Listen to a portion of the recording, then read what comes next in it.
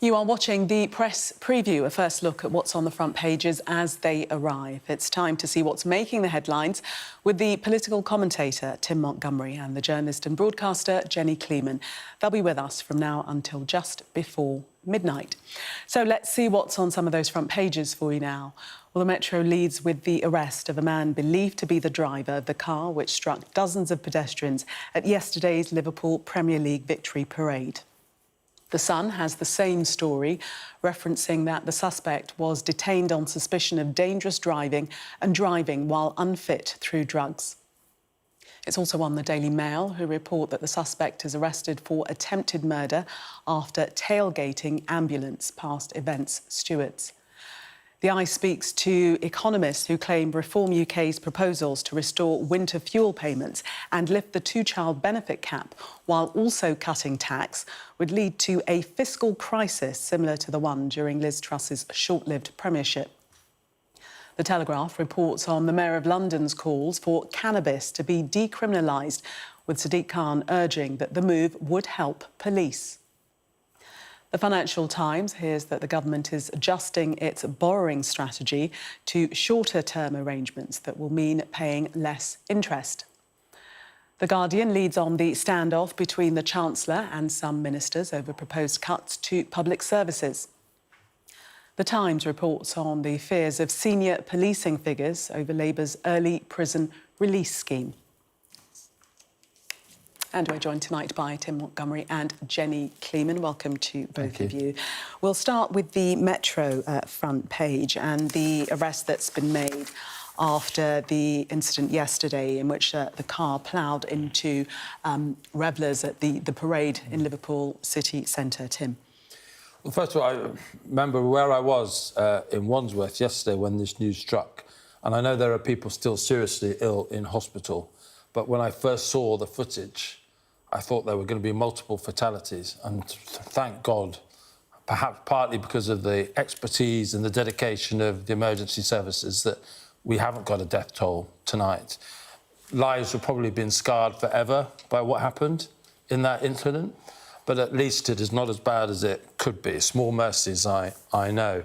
But obviously, the driver's life is now ruined as well as the victims of the car that he was driving and riding into people. And again, thank goodness that the police were there so quickly as well, because you saw the police around that car. And I think, for understandable reasons, but some of the other Liverpool fans were clearly trying to get at the driver. And goodness knows what they would have done if they got to that driver. So again, the police probably saved lives in providing that strict cordon around the car. But I think we now move on to these questions of this tailgating incident. And how did, when potentially 1 million people were in Liverpool yesterday for this celebration, how did the car get into that crowd? Yes, I mean, that is the thing that was troubling me today when I saw the police press conference and it was revealed that this person allegedly followed an ambulance, was tailgating behind this ambulance. That should not be possible if there are 1 million people on the streets, and there needs to be a thorough examination of what is the protocol. An ambulance needed to get into the area where there were no vehicles. There was somebody suspected of having a heart attack. That is fair enough. But when you lift a roadblock, you need to be able to control who goes through. And, you know, there have been enough events throughout the world in recent years of terrorism where vehicles have been driven. We know that in this case, it is not a suspected terrorist incident, but these things happen. It should not be possible that a driver of a vehicle can drive into an area where there are lots of people. And we know that the police have, in many ways, done a very fantastic job. But this should have been preventable. And, you know, it's such a relief that nobody was killed. But we know, actually, that is a piece of luck, really, because a car was allowed to accelerate rapidly into a group of people when it shouldn't have been there at all. And as you say, Tim, that first point, that first error, the fact that the car got through the barrier by tailgating the ambulance. Yeah, well, that, of course, seems to be the incident. But some of us will have seen, I think Sky and other broadcasters have been very responsible in what they've covered. But I saw it just because I was on social media last night, I saw what actually happened, and it was very odd. You know, it was quite staggered. It didn't look to me like it was a terrorist incident, because you would have expected much more speed and much more sort of continuity in the passage of the vehicle. But it was a stopping and starting, and that does suggest that maybe the driver wasn't really in full possession of his... It looked erratic. It did look erratic behaviour, which is consistent with this story we have in the newspapers that he was using drugs. Yes, the Daily Mail front page, parade driver high on drugs, Jenny. Yes, and he has been arrested on suspicion of being high on drugs, attempted murder and dangerous driving. I mean, that would fit that picture. And we know that very quickly last night the suspect's ethnicity was made public. And there are many reasons for that. We know that that's in large part in response to what happened in Southport and the speculation that was able to take place on social media. But I think it's a bit sad that we have to mention the ethnicity of a suspect in order to try and avoid mosques getting burnt down or rioting happening. And I wonder what will happen in the future if you have somebody who is Asian or somebody who is Muslim who is the perpetrator of an attack like this. Are they going to say within an hour that it is? Yeah. I wonder. So they, you know, a precedent has definitely been set. A precedent has definitely been set. So and you know, it's so difficult for the police to get this right in an age of hysteria on social media, in an age when these videos are immediately beamed into our phones minutes after they happen. But there are many questions that will arise in the coming days about this, about how the police have handled this, and also how this could have been avoided.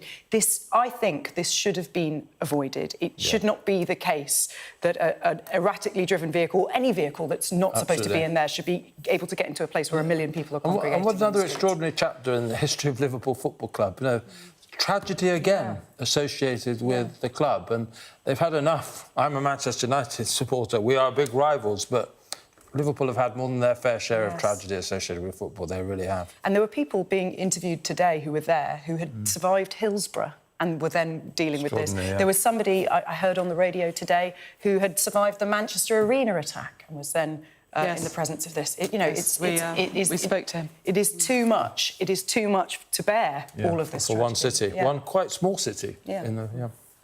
Just very quickly, Tim, just wanted to get your thoughts on whether you thought it was necessary for the police to mention the ethnicity of the suspect. I don't know. I think it probably... There's so much wild speculation now that happens about the ethnicity of, or whatever, of a suspect.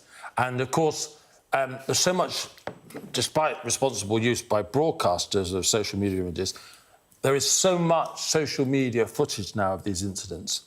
There's probably, you know, close-ups. There were all sorts of close-ups of the driver yesterday, for example, that would have largely revealed that he probably was white, but the shading, the quality of the image could have led to a different conclusion. So, in a way, I think it's probably better when the police know definitively to establish the definitive truth, rather than allow these things to sort of mushroom online, because that's going to happen anyway. At least establish the truth quickly. Jenny, take us to the Metro. And Nigel Farage saying that he'll copy Musk, cutting, but scrap the two-child benefit cap. Well, in fact, I think he's copying Musk throughout in all of this, because he's scrapping the two-child benefit cap. He gave a big speech today, as you'll be aware. I was there. Yes. Going to come to and he says he wants to encourage people to have more babies. And this is very much in the mould of Elon Musk and J.D. Vance, and also Donald Trump, who said he wants a baby boom. It is very much in the mould of the new right in the US, a very pronatalist position that I've covered in the past. So a lot of commentators today saying, you know, this is unusual that he would be scrapping the two-child benefit cap, which we know was introduced by the Conservatives in large part as a backlash against large families that come from a migrant background. I think it was more a welfare dependency argument. A welfare dependency argument. Or were you slightly suspicious of the explanation that the party gave at the time? I am slightly suspicious of it. But yes, this doesn't surprise me, because I think where the new right in America goes, Farage follows. But he was setting all of this out today. I think he is he is incredibly ambitious, and rightfully so, because I think it's his for the taking. I think if Labour continues to be uninspiring, then people are going to vote for Nigel Farage, even if his numbers don't add up, which by all accounts they absolutely don't. If Labour is continuing to fail to make people feel inspired, and we know the Tories have already... Are you suggesting that Keir Starmer isn't inspiring? I'm suggesting that it's quite a few people find it difficult to get excited about the Labour government. Right. Can I just sort of counter slightly what Jenny said about this being sort of like a new right? I think you have to declare, don't you? Yes, I'm a Reform supporter, yes, that's right. I declare I am a Reform supporter. Member. I'm a member, yes, That's indeed. right. I paid my £25 and there's a photo of me handing over the £25 to Nigel Farage. It was a big deal. Now you may proceed. Now I've declared my credentials. No, you could call it a new right policy, but it is a fact that nearly every Western country, including Britain, is below the replacement ratio, the way you're describing the fact that if we do not produce more babies, our population will decline. Yes. Now, I think now you have question marks about whether policies that are pro-natalist work, and there's very mixed evidence, to say the least, whether they do work. But actually, I don't think it's a new right policy, particularly actually to encourage more families to have children and to support those families. That used to be a consensus in the post-war period. It's why we introduced child benefits. Yeah, but I'm using new right in a very specific sense. In what there is a group of people in America who call themselves the new right, who are big kind of Musk supporters. But the way you sort of presented it, I thought you were sort of being slightly pejorative that this is like a right-wing agenda. But actually, it is a right-wing agenda. I think it's a perfectly reasonable agenda to try and produce more children at home and then support the mums and dads who have those children. Absolutely, but we all know, for the cost of having children. Why the birth rate is how it is consistently shows that if you made housing cheaper, if you made women feel like they weren't going to be ruining their careers by having babies, then people would want to have more babies. But these are the suggestions that Maybe we need to do both things. Made. We need to build more houses and we'd do things like this. Tim. Can we agree on that? Go on quickly. Yeah, maybe. Tim and Jenny, thank you very much. We're going to take a break. Coming up, London's mayor says possessing small amounts of cannabis shouldn't be a crime. We'll discuss that next.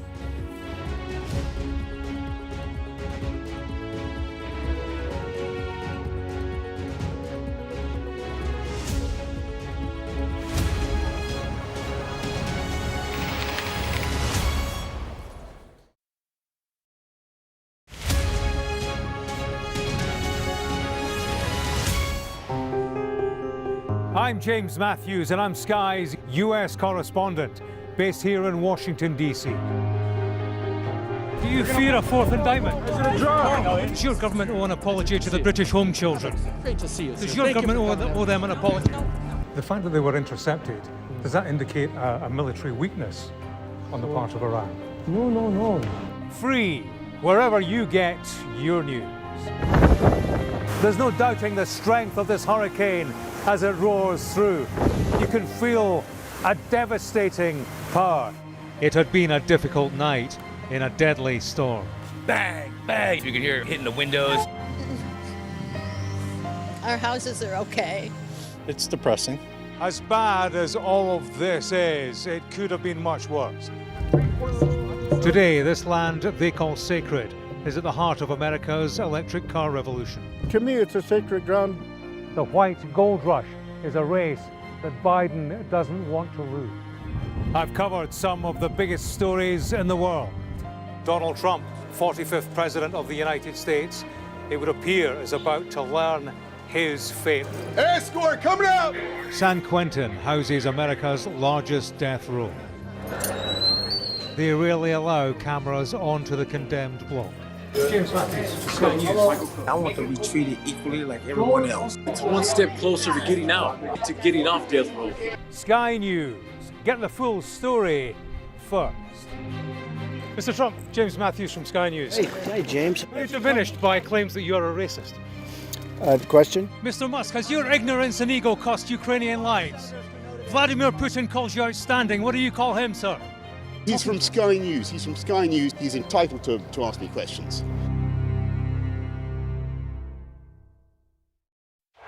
Our app gives you the very best of Sky News wherever you are. Breaking news, videos and analysis. Evidence of the crisis. Podcasts watching us live. I'm live in Jerusalem. Wherever you get your podcast. All in one place and all at just the touch of a screen. The Sky News app. Get the full story first.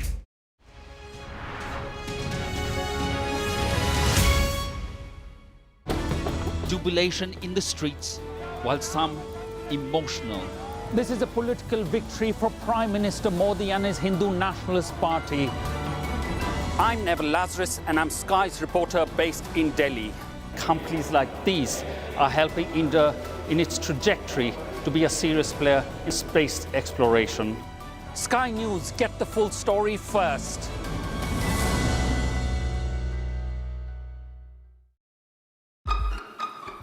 We've got your Sunday mornings covered.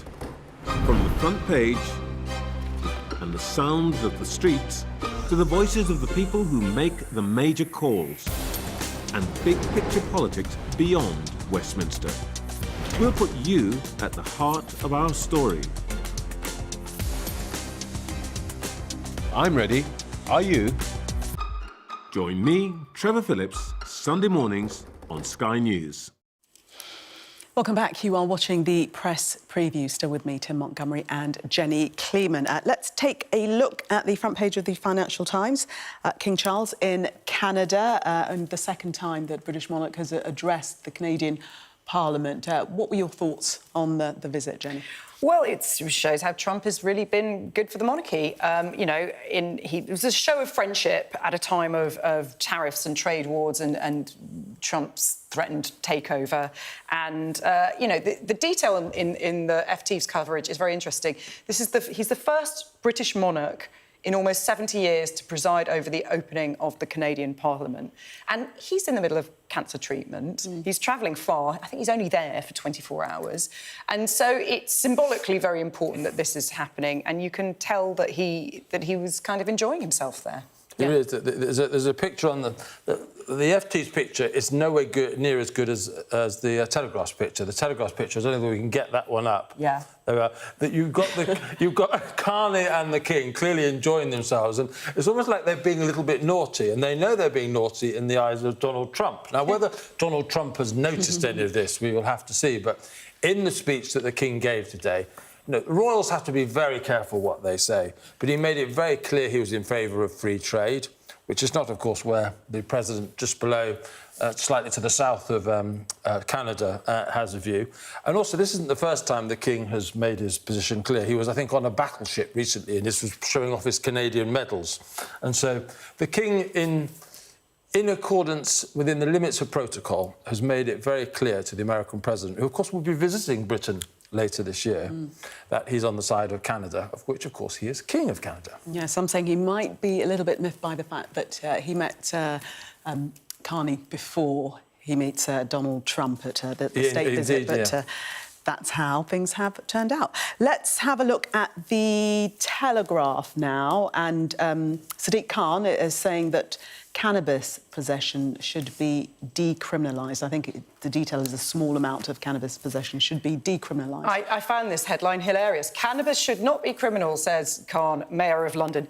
It's already not criminal in London. It's already decriminalised. If you live in London, if you walk around London, you will smell cannabis. But how is it not decriminalised? Because everybody is behaving as if it's not against... It's not enforced, is it? It's not enforced, Right. so it's decriminalised. When I take my children to primary school in the morning at 8 a.m, I smell the smell of cannabis. Wow. It is part of the smell of London. And I think the fact that it isn't... my personal opinion is the fact that it isn't criminalised, that the law isn't being enforced, it makes the law an ass. It makes people think that laws are not necessarily there to be obeyed. If you're told all the time that it is illegal to smoke marijuana and yet you smell it everywhere you go around, you begin to think, oh, illegal things don't really matter and then not really enforced. So the current situation is unsustainable, and I would totally agree with him, but I should say it's already not criminal in London because nobody gets stopped and people smoke it openly in the street at 8 o'clock in the morning. But you agree that it should be decriminalised? I think it should be decriminalised. Tim? Not so much. I hate the smell, for starters of all, but at the Centre for Social Justice think tank I'm associated with, we do a lot of work on addiction problems. And I always remember, you know, like cabinet ministers come out and they say, well, I smoked it, it didn't do me any harm when I was at university. But actually, the cannabis that's often on the street now is much more dangerous and it's much more associated with mental health problems. And so I don't know what the legal status should be, but what we shouldn't get to as a place of society is say that cannabis consumption doesn't matter. I think for a lot of vulnerable people who in particular smoke it intensively and they smoke a particularly toxic form of it, actually it's very associated with psychosis and all sorts of other problems that, of course, are driving an awful lot of mental health issues. So let's not be blasé about a joint, because actually it has serious consequences for some of the people who already don't have a good start in life. Sadiq Khan saying that the cannabis laws are disproportionate to the harms it can pose, and he's also suggesting that actually it would be beneficial to police to decriminalise cannabis. Well, I mean, I would agree that actually then it's not about decriminalising. It is actually about legalising it and making sure that when people buy it, they're not buying it off someone in the street, but they're buying it in a controlled way, in a way that people can actually see who's getting it, that you could kind of have some sort of breaks or some sort of way of making sure that the vulnerable people aren't getting it. The idea of just decriminalising it and saying we're just not going to enforce the law. We've got 20 seconds to talk about the new stars of Harry Potter. Yes. In the Times. The picture of these people. Look at these faces. You're going to see a lot of these people. These are the 3 kids who've been picked in the new TV show, the HBO Harry Potter TV series. You're going to see these people. Saw them here first. Jenny and Tim, thanks so much. A show of military might and menace. Why should the West trust you? Frankly, I don't care whether the West trusts us or not. Sky News. Get the full story first. Have a quick word for Sky News. Is the West right? Are you fueling Russia's war machine? American journalist Evan Gershkovich is on trial here, but was first on display. I'm Ivor Bennett, Sky's Moscow correspondent.